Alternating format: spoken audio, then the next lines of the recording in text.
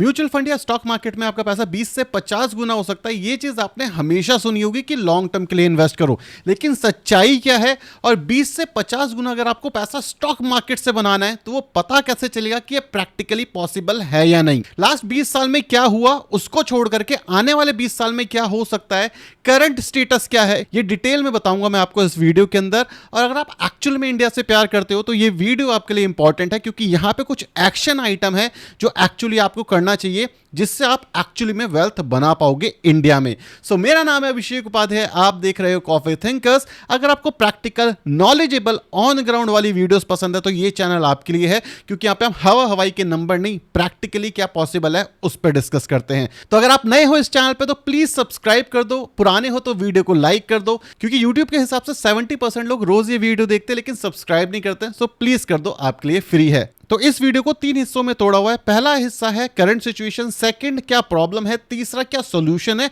ताकि हमारे पास हर एक स्टेप हो। तो करंट इंडिया की सिचुएशन देखें हम तो 4th लार्जेस्ट इकोनॉमी है। हमारे ऊपर यूएस आता है, चाइना आता है और जर्मनी आता है। रिसेंटली हमने जो जापान है उसको सरपास किया, और जो हमारी करंट इकोनॉमी है एज पर गवर्नमेंट डेटा वो है $4 ट्रिलियन के आसपास की, और हम बहुत जल्दी जर्मनी को भी पीछे छोड़ देंगे। और मोस्ट ऑफ द केसेस में 2026 के एंड तक हम जर्मनी को पीछे छोड़ करके 3rd लार्जेस्ट इकोनॉमी बन जाएंगे इन द वर्ल्ड। लेकिन यहां पे एक चीज सोचो, जो 3rd लार्जेस्ट इकोनॉमी है करंटली वो है $4 ट्रिलियन की। उसके बाद जो सेकंड इकोनॉमी है जो कि है चाइना, वो है $19 ट्रिलियन की। तो 3rd इकोनॉमी अगर हम बन भी गए तो भी सेकंड इकोनॉमी बनने के लिए हमें बहुत मेहनत करनी पड़ेगी। प्रॉब्लम ये नहीं है, लेकिन जो ताज्जुब की बात है वो देखो। अगर हम बात करें जीडीपी पर कैपिटा इनकम की तो यहां आपको गेम दिखेगा। सिंगापुर जो कि टॉप लार्जेस्ट जीडीपी में नहीं है वो आता है, कतर आपको देखने को मिलेगा, आयरलैंड आपको देखने को मिलेगा। लेकिन अगर मैं इंडिया की बात करूं तो इंडिया कहां पर है? इंडिया आपको देखने को मिलेगा 122 के पायदान के ऊपर। मतलब जो हमारी पर कैपिटा इनकम है वो $2000 के आसपास, इवन $2500 से भी नीचे है। अगर आप देखोगे हम ऊपर करते रहे, ऊपर करते रहे, ऊपर करते रहे, तो भी आप देखो हम बहुत ज्यादा पीछे हैं इस समय पे। तो अगर हम इंडिया की करंट सिचुएशन की बात करें तो $1 ट्रिलियन इकोनॉमी होने के बावजूद हमारे पास खाने के पैसे नहीं है। और इसको भी प्रूव करने के लिए मैं गवर्नमेंट का डेटा ही आपको देना चाहूंगा। सो ये डेटा मैंने पीआईबी गवर्नमेंट की वेबसाइट से निकाला हुआ है, आजादी का अमृत महोत्सव के नाम से यहां पे चलता है ये। सो अगर आप देखोगे यहां पे बोला गया है कि फ्री फूड ग्रेन मतलब खाना बांटा जाता है 81 करोड़ लोगों को। तो अगर आप नेट मान रहे हो कि 81 करोड़ लोगों को यहां पे खाना दिया गया है, सो इसका मतलब ये है कि आधे से ज्यादा पॉपुलेशन सिर्फ हमारे सरकारी खाने पे डिपेंड करता है, जिसको हम राशन कहते हैं। मतलब 140 करोड़ की जनता है जिसमें से 85 करोड़ लोगों को राशन बांटा गया है। आप इस तरीके से समझो, आधे से ज्यादा जनता या तो बेरोजगार है या कैपेबल नहीं है जो एक्चुअली अपने पैसों से खा पाए। और अगर आप ये सोच रहे हो कि देश इस हिसाब से ग्रो करेगा क्योंकि जो गवर्नमेंट है ये इसने अपनी वाहवाही के लिए डाला हुआ है, लेकिन अगर आप लॉजिकली सोचोगे तो यहां बहुत बड़ी ऐसी जनता है जो गवर्नमेंट पे डिपेंडेंट है। और अगर गवर्नमेंट देश की डेवलपमेंट को छोड़ करके सारा पैसा इन सारी चीजों के अंदर लगाएगी तो यहां पे प्रॉब्लम ये है कि आपका देश कभी ग्रो नहीं करेगा, क्योंकि गवर्नमेंट का सारा पैसा लोअर मिडिल क्लास को राशन देने में बीत जाता है। और इसमें कुछ गलत नहीं है, इवन हमें बांटना चाहिए, बट प्रॉब्लम ये है कि उन्हें इतना सेल्फ सफिशिएंट बनाना चाहिए कि ये जो 81 करोड़ का नंबर है ये एक्चुअली में कम आ पाए। सो अगर मैं करंट सिचुएशन की बात करूं तो इकोनॉमी के लेवल पे हम फाड़ रहे हैं, लेकिन सच्चाई एज अ इंडिविजुअल इंडियन की है तो यहां पे खाने की भी दिक्कत है मेजॉरिटी ऑफ द लोगों को। तो आप पूछोगे कि ये $1 ट्रिलियन गया कहां? ये $1 ट्रिलियन इंडिया के अंदर 0.05% लोग होल्ड करते हैं। जैसे अदानी हो गया, अंबानी हो गया, अब टाटा हो गया, बिरला हो गया, ये सारे लोग ये सारा पैसा होल्ड करते हैं, ना कि आप और मैं। अब चीजें यही खत्म नहीं होती, क्योंकि इसके बाद आती है दिक्कत, क्योंकि लोगों के पास पैसा नहीं है, मतलब बेरोजगारी ज्यादा है।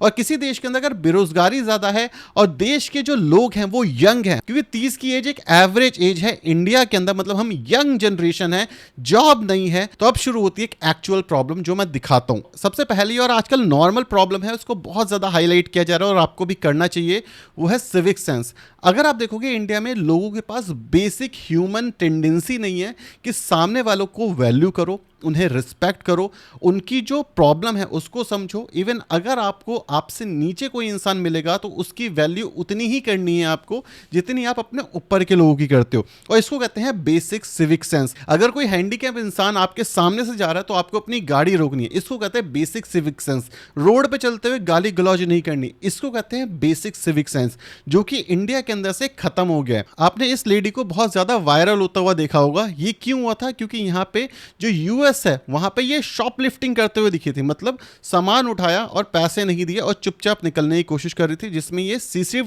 ये सीसीटीवी कैमरे में रिकॉर्ड हो गई थी। और जैसे ये चीज वायरल होती है, मैक्सिको, कनाडा, अलग अलग जगह से ऐसी रील्स वायरल होना शुरू हो जाती हैं। बट यहां पे प्रॉब्लम क्या है? सबसे बड़ी प्रॉब्लम, इंडिया की जो इमेज है वो खत्म हो चुकी है। इंडिया को लोग एक अच्छी नजरों से नहीं देखते, क्योंकि ये देखा जाता है कि अगर कोई इंडियन है तो वो कोई ना कोई बदतमीजी जरूर करेगा अगर वो आपके साथ चल रहा है। ये मैं फॉरेनर्स की बात बता रहा हूं। सेकंड चीज, यूट्यूब के ऊपर फॉरेन क्रिएटर हैं, उनके बीच एक गेम चल रहा है कि इंडिया के अंदर सारी गलियां देखो, जब जो गली आपको साफ मिलेगी वो गेम खत्म हो जाएगा। मतलब इंटरनेट पे आएंगे, इंडिया का मैप खोलेंगे एंड सारी गलियों को जूम जूम जूम करके देखेंगे, और गेम तब खत्म होगा जब इंडिया की जो गलियां हैं वो आपको साफ दिखेंगी या रोड टूटी हुई नहीं दिखेगी। सो इस सिचुएशन के अंदर एक बंदा बैठता है और गेम खेलना शुरू करता है, और अप टू 45 टू 50 मिनट्स तक वो लगातार गेम खेलता रहता है। उसे कहीं ना कहीं कचड़ा, कहीं ना कहीं गंदगी दिखती है। तो ये भी एक मेजर प्रॉब्लम है जिस वजह से जो हमारा देश है वो ग्रो नहीं कर पा रहा। आप बोलोगे चोरी चमारी, गाली गलौज और साफ सफाई से देश के ग्रो को क्या लेना देना है? आप सिंपल सी चीज खुद की बॉडी के साथ नोट करो कि अगर आपकी बॉडी फिट नहीं है तो क्या आपकी सोल अच्छे से काम कर सकती है? नहीं, राइट? तो इसी तरीके से हमारा देश है। हमारा देश एक बड़ी बॉडी है जिसके अंदर हम सारे उसके ऑर्गन हैं। अगर हम अच्छे से काम करेंगे, एक दूसरे को सपोर्ट करेंगे, साफ सफाई रखेंगे, तो हमारा देश एक्चुअली में ग्रो कर पाएगा। लेकिन अगर हम ही सही नहीं है, इसका मतलब यह है कि देश के रूट के अंदर मेन प्रॉब्लम है, और रूट कॉज अगर आपकी सही नहीं होगी तो चीजें सही नहीं होने वाली। आप और मैं तो एक आम नागरिक है, अगर गवर्नमेंट सही हो जाए तो वो हमें सुधार सकती है। बट प्रॉब्लम यह है कि गवर्नमेंट के लेवल पे ही दिक्कत है। यहां पे मैं बीजेपी, कांग्रेस या आपकी बात नहीं कर रहा। जब भी कोई गवर्नमेंट रही है उसके साथ ये प्रॉब्लम रही ही रही है, तो ये डे वन से प्रॉब्लम है। सबसे पहली चीज करप्शन। अगर आप रोड की बात करोगे तो इंडिया की रोड हर जगह टूटी हुई है, हर बारिश के मौसम में आपको टूटी हुई रोड देखने को मिल जाएगी। सेकंड चीज, जब भी कोई पुल बनता है, स्पेसिफिकली बिहार के पुल काफी ज्यादा पॉपुलर होते हैं, विद इन 2 to 3 ईयर्स वो पुल टूट जाते हैं और लाखों लोगों की वहां पे जान चली जाती है, जिससे हमारे देश का पैसा जो एक्चुअली लोगों के यूज में आ सकता था वो करप्शन की वजह से ब्लैक मनी में कन्वर्ट हो जाता है। तीसरी चीज, अगर आपके पास पैसा है और आप किसी की जान भी ले लेते हो तो भी इंडिया में कोई वैल्यू नहीं है। इसका मैं एक बेसिक एग्जांपल देता हूं। ये एक साइंटिस्ट है पंजाब का, ये अलग अलग देश में काम कर रहा था, लेकिन इसने बोला नहीं मुझे इंडिया के लिए काम करना है। लेकिन ये बंदा जब इंडिया आता है तो इसकी जान चली जाती है सिर्फ और सिर्फ पार्किंग की वजह से। आपने मेरी पार्किंग में गाड़ी क्यों खड़ी कर दी? और सिंपली ये चीज एक दूसरे को रिस्पेक्ट देख करके अब बातचीत से सॉल्व हो सकती थी, लेकिन ये चीज सॉल्व होती है एक इंसान की जान की वजह से। आपने रिसेंटली केस भी सुना होगा जहां पे एक लड़का लड़की बाइक पे जा रहे थे, बुलेट बाइक थी, और पीछे से गाड़ी उड़ा करके निकल जाती है। उस केस के ऊपर क्या हुआ किसी को नहीं पता। तीसरा केस फरारी वाला एग्जाम्पल, जहां पे बच्चा एक गाड़ी चला रहा होता है हाई स्पीड के अंदर, ड्रिंक एंड ड्राइव होती है, और वो लोगों को उड़ा देता है। उसके बाद पुलिस क्या करती है? कहती है आप एक ऐसे लिखो और आप छूट गए। इस हिसाब से अगर एक जान की कीमत नहीं है किसी की और सेफ्टी कहीं नहीं है तो आप नहीं, आपकी फैमिली भी बाहर जाने से डरेगी। हर घर के अंदर फीमेल होती हैं। अगर फीमेल आपकी रात में गेट से बाहर जाने से डर रही है, रात की बात तो दूर है, इवन अगर आप डे में भी बाहर जाने से डर रहे हो, तो इससे बहुत बड़ा ब्लंडर होता है हमारी इकोनॉमी के लेवल पे। अगर फीमेल्स, जो कि हमारे देश की 49% के आसपास की आबादी है, वो बाहर नहीं जा पा रही क्योंकि वो कमा नहीं पा रही, बिकॉज उन्हें सेफ्टी इश्यूज हैं, तो आप ये सोचो कि आप अपने देश की आधी वर्क फोर्स को घर बैठा करके खिला रहे हो, जो कि आपकी इकोनॉमी को डेवलप करने के अंदर हेल्प कर सकती थी। एग्जाम्पल चाइना और यूएसए, वहां पे जो वर्क फोर्स है उसमें फीमेल पार्टिसिपेशन भी काफी ज्यादा है। ये चीज हमारी इकोनॉमी को डेफिनेटली डेंट दे रही है। तो अगर इंडिया को ग्रो करना है तो बहुत ज्यादा एक्स्ट्राऑर्डिनरी चीजें नहीं करनी। सबसे पहली चीज करप्शन हमें रोकना है। दूसरी चीज जो बेसिक सिविक सेंस है वो हमारे देशों के अंदर लाना है। तीसरी चीज कोई भी मेजर इशू है चाहे वो डेथ से रिलेटेड है, रेप से रिलेटेड है, किसी भी दूसरी चीज़ से रिलेटेड, जो पेनल्टी है, जो सज़ा है, वो इतनी ज़्यादा स्ट्रांग होनी चाहिए ताकि लोग डरना शुरू कर दें। और जब ये बेसिक चीज़ें क्लियर हो जाएंगी, उसके बाद हम पर कैपिटा इनकम या फिर देश की डेवलपमेंट की साइड फोकस कर सकते हैं, जो मेरे इस वीडियो का 3rd चैप्टर है। अब इन सारी प्रॉब्लम की वजह से एक मेजर प्रॉब्लम निकल के आ रही है, जो एक्चुअली में इंडिया की इकोनॉमी को डेंट देगी। इवन इंडिया जो इस समय पे 3rd लार्जेस्ट इकोनॉमी बन सकता है, हो सकता है ये पीछे भी खिंचना शुरू हो जाए। यहां पे देखो 2 लाख इंडियंस ने अपना सिटीजनशिप 2024 में छोड़ दिया, मतलब वो यहां से छोड़ करके दूसरे देश में मूव हो गए, वहां की सिटीजनशिप ले ली। यूएई ने 23 लाख रुपए के अंदर गोल्डन वीजा इशू करना शुरू कर दिया है। आप ये सोचो, जिस देश में आप रह रहे हो उस देश की सिटीजनशिप जो कि फ्री है वो आप छोड़ रहे हो, दूसरे देश में यूएस में जाकर के आप 23 से 24 करोड़ रुपए देकर के उनकी सिटीजनशिप ले रहे हो, दुबई में जाकर के 23 लाख रुपए लेकर के उनकी गोल्डन सिटीजनशिप ले रहे हो, और इस सब में सबसे ज्यादा अप्लाई करने वाले इंडियंस ही हैं। और ये वो इंडियंस हैं जो ये पैसा अफोर्ड कर सकते हैं। जब पर कैपिटा इनकम हमारी $2400 है ईयर ऑन ईयर की, तो ये जो 23 लाख रुपए हैं ये अफोर्ड कौन कर पा रहे हैं? ये वो HNI अफोर्ड कर पा रहे हैं जो एक्चुअली में इंटेलिजेंट हैं, जिन्होंने एक्चुअल में पैसा बनाया है। और काफ़ी सारी वीडियोज ऐसी वायरल हो रही है कि जब लोग इंडिया छोड़ते हैं तो ज़्यादा खुश हो जाते हैं। क्यों हो जाते हैं? सेफ्टी इशू, रोड अच्छा है, ग्रोथ अपॉर्चुनिटी। और अगर आप एक अच्छे इंसान हो जो लीगली चीज़ों को फॉलो करते हो तो आपको अप्रिशिएट किया जाता है। अगर आप अपना टैक्स लेट दे रहे हो लेकिन गवर्नमेंट ने नहीं पकड़ा, आपने खुद आकर के दिया, तो आपके एक्स्ट्रा टैक्सेस जो चार्जेस लगते हैं वो माफ किए जाते हैं। और इंडिया में अगर आपने खुद जाकर के बोल दिया कि भाई मेरे टैक्स रह गए हैं, तो आप पे और पेनल्टी लगा देंगे, जिससे आप चाह करके भी सच का साथ ना दो। और गलती से अगर आप शरीफ हो इंडिया के अंदर, अगर आप पुलिस में कंप्लेन लिखवाने जाओगे तो आपको ही ऐसा देखा जाए कि आपने कोई गलती करी होगी। अगर आप नेता के पास जाओगे कि भाई रोड टूटी हुई है तो आपको ही हैरेस किया जाएगा। अगर आप अपने लोकल एरिया के अंदर भी अपनी बेसिक नीड के लिए जो आपका हक है उसके लिए भी लड़ोगे तो हो सकता है वहाँ कोई दादा हो जो आपको ही हैरेस करे और आप कहीं कंप्लेन कर भी नहीं सकते। और ये बेसिक चीज़ें इंडिया के अंदर मिसिंग है। और जिनके पास पैसा है वो देख रहे हैं कि भाई दूसरे देशों में ये अपॉर्चुनिटी है, तो इस वजह से वो मूव कर रहे हैं। दुबई हो गया, जापान हो गया, ये सारे देश वो देश हैं जो इंडिया के लेवल पे या इंडिया के नीचे से शुरू किया था इन्होंने, और आज हमसे आगे जा चुके हैं। हम इकोनॉमी लेवल पे तो 3rd लार्जेस्ट इकोनॉमी बहुत जल्द बन जाएंगे, लेकिन सच्चाई, इंसानियत, हैप्पीनेस इंडेक्स, सेफ्टी और एक्चुअल में लोगों के पास कितना पैसा है, इस लेवल पे तो अभी हम 100 से भी बहुत नीचे वाले पायदान पे दिखेंगे। तो ये चीज तो हो गई प्रॉब्लम्स, लेकिन इसका बेसिक सॉल्यूशन क्या है इस पे बात करते हैं, क्योंकि यही end of the day important है। सबसे बेसिक और सबसे पहला सॉल्यूशन है कि जो अच्छी वीडियोस हैं उसको पॉपुलर करो, मतलब इस वीडियो को शेयर करो ताकि बेसिक सिविक सेंस लोगों के अंदर आ जाए। सेकेंड चीज, जो हमारे रूल्स हैं वो स्ट्रिक्ट होने चाहिए। अगर आपने गाड़ी गलत लेन में ले लिया, गलत कट ले लिया, तो घूम करके आप आओगे, आप उसी रोड के ऊपर घुमा नहीं सकते। इस लेवल की स्ट्रिक्टनेस होनी चाहिए।